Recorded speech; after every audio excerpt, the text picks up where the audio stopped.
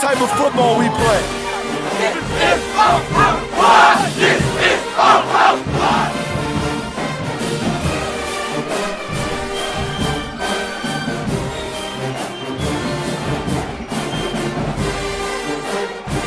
Well, the biggest one is creating a culture and building a family unit, and obviously getting numbers out, something that's been a struggle here for years.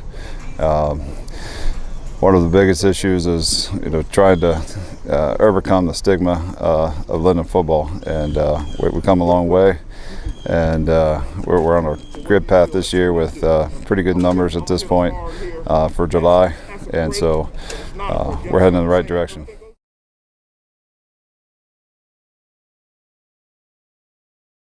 Yeah, so with the eligibility situation, that's definitely helped us.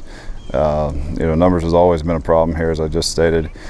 So we've increased our numbers. We're much higher than we have been in the last 2 Julys, and we were actually carrying numbers where we were last year in the middle of the season. So that's a big plus for us.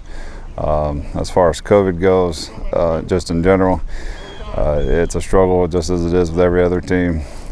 Trying to fight the guidelines, or I shouldn't say fight, but do what's needed to meet the guidelines and make sure we keep everybody safe and healthy.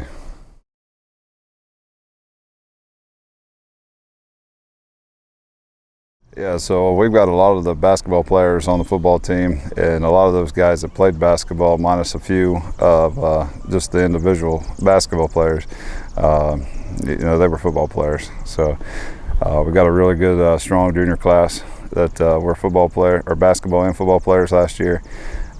Followed up with a strong freshman class coming in. So for both basketball and football here, 2021 looks pretty good.